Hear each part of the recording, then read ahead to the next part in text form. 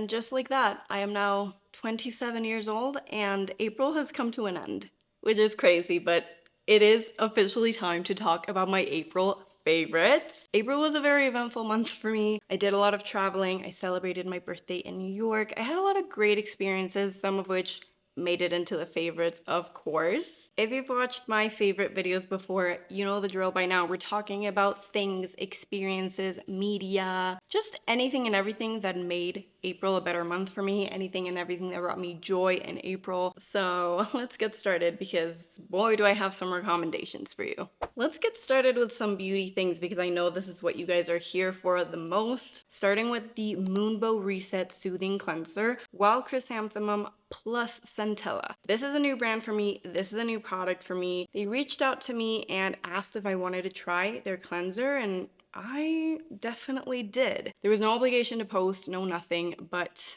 I decided to give this a try. It's a perk of the job, you know, and whoa. I'm so glad I did because this is freaking amazing. This is a soothing, hydrating, and brightening cleanser. It is supposed to aid in barrier repair.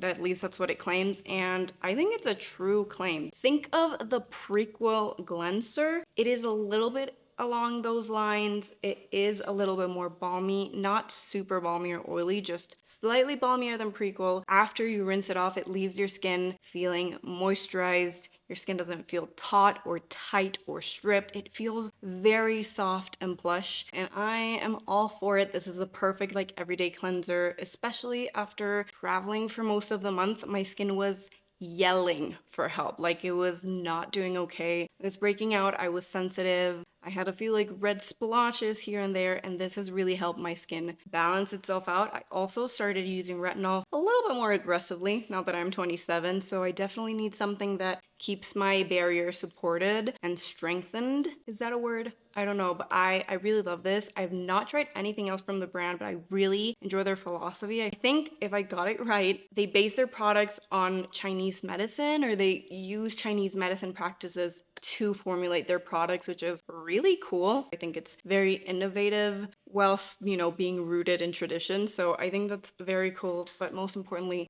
this works. So if you have sensitive skin, if you're looking for an everyday cleanser that won't strip you, I think you could give this one a try. Honestly, it's very good. I also finally picked up the Cycler deodorant. This is the Mandelic Acid Brightening Deodorant Gel from the Sephora sale that happened in April. Listen, I've been wanting to try this for a long time and it did not disappoint. This has mandelic acid, and I don't know if it has other ingredients to help brighten your under eyes, help with ingrowns. I don't have a lot of problems with brightening, but I definitely need help with the ingrown, so that is where this one comes in. It is a gel deodorant, so it is a little more time consuming because I do need it to like dry completely before I put on my clothes. But listen, I'm a natural deodorant girly, and as a natural deodorant girly, I know how hard it is to find aluminum-free deodorants that work. A lot of natural deodorants don't mask your BO completely. So far, this masks it. It claims to have 48-hour protection. I don't think it has 48-hour protection, but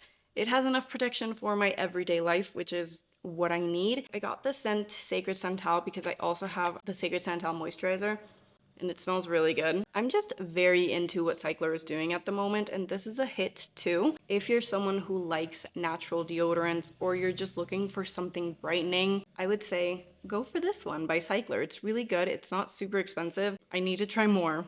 I want to buy more Cycler stuff. And then my last beauty thing is a hair care product, and I believe I have already featured this in a yearly favorites if I'm not mistaken, but I need to again. It is the Paul Mitchell Tea Tree Special Shampoo Invigorating Cleanser. I'm a girl who has oily hair, and this really helps keep my oily hair in check. I've been using this for years, but somehow in April this month I felt like I actually needed it a little more. For some reason, when I travel, my hair just gets so fucking oily. It's bad, it's nasty, and this really helps. This is not a clarifying shampoo, but it is like, it helps get rid of my oil. It doesn't strip my scalp. It's not, I don't use it daily. I use it like once a week, once every 2 weeks, depending. And while it is not a clarifying shampoo, I do find that it helps remove the excess oil buildup from my scalp. I don't use a lot of products, so I don't have a lot of product buildup. It's mainly oil, and this, if you have an oily scalp, this works perfectly. I went to the beach in April and I burnt my scalp even though I applied sunscreen and wore a cap most of the time. and I was pilling. My scalp was pilling. It looked like I had a really bad case of dandruff. I used this like twice and it got rid of all of that. It is very tingly. It does have tea tree, so if you don't like that scent, maybe not for you when it freezes your scalp. It is such a cool product. I love it so much. And I do find that it balances me, especially this month that I needed the extra oil balance and I needed to get rid of all that dead skin. It was just a hero product. This isn't empty. I have nothing left, and I'll probably go through many more bottles because this just works for my hair type. One thing you must know about me is that I love a good quality bag. Doesn't necessarily mean like a designer bag. There are certain designer bags that I love, but that is on my criteria for a good bag, you know? I have been wanting a woven bag for years. I knew I wanted something that was super high quality, that would last me for life, that would look chic, but I wasn't willing to spend thousands of dollars on it. Enter Dragon Diffusion bags. Look, okay, spoiler, I got a Dragon Diffusion bag, but I've been wanting a Dragon Diffusion bag for a few years now, ever since I learned about the brand. I love everything they do. I love all the silhouettes they do. I love all the sizes they do. And I was in Hong Kong with my sister, and for some reason I saw it. I was like, my birthday's coming up. I asked my parents if they would buy it for me as a birthday gift, and they did. Oh my god, and I love it so much. Look at it. Look at her.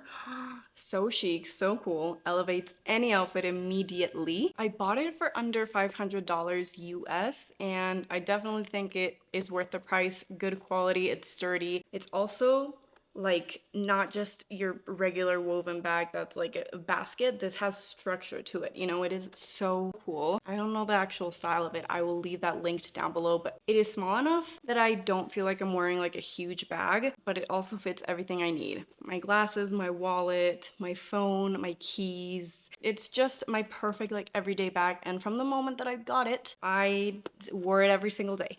Every single day, I'm telling you. It is so versatile. It is a little expensive, but I would spend my own money on it. And if you're looking for like a good bag, but you don't want to splurge on a Bottega, or you know, you don't want to go for a cheaper alternative, you want something that's good quality, I think Dragon Diffusion is like that perfect in between. I don't know if I explained myself, but Dragon Diffusion bag. Been wanting one for a really long time.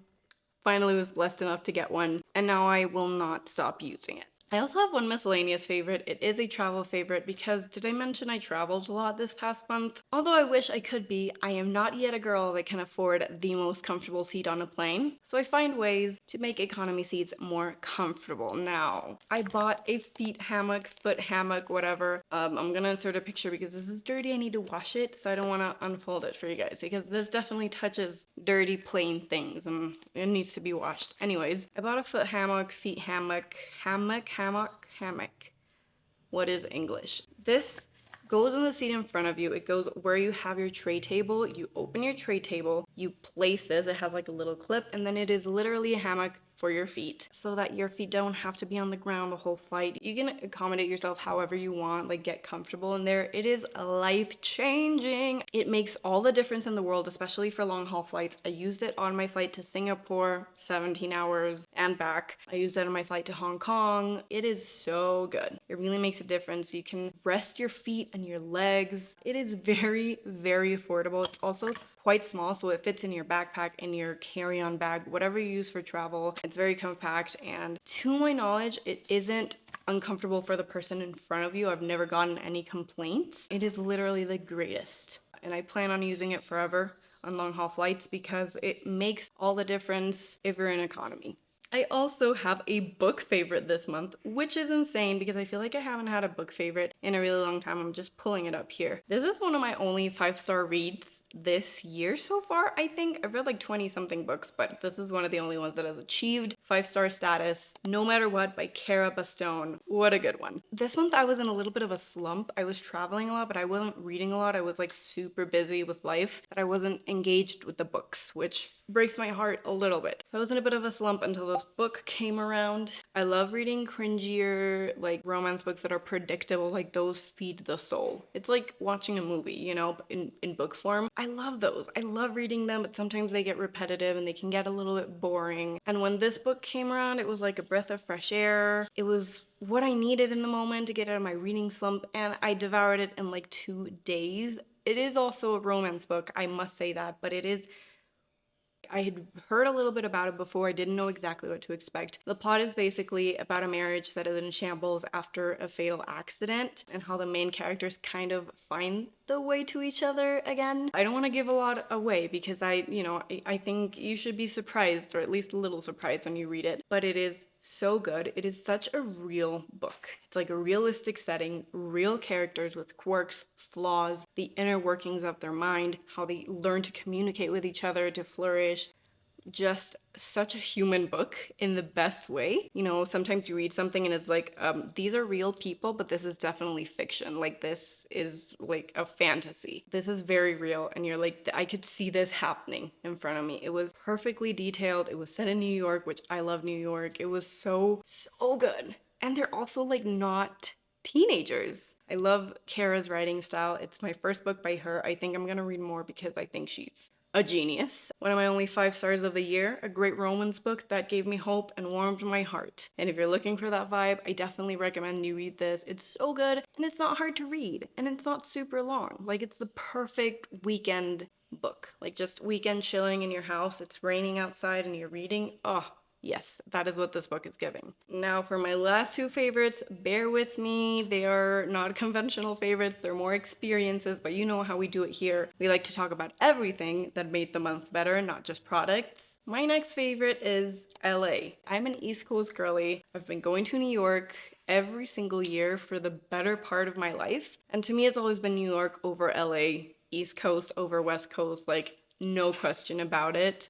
But I recently went to LA after not going for like 10 years maybe, and I loved it so much. It was so fun. I went for like a weekend, 4 days, and it was an experience. It was so fun. LA is lovely. First of all, LA is huge, and there are definitely areas you don't want to go to, areas that are like run down, that are kind of unsafe, and there are areas that are flourishing and beautiful, just like in any city. But I kind of had a misconception about LA being like trashy or fake. I don't know, just things you read, things you see. But actually being in LA was a completely different experience. People are very nice.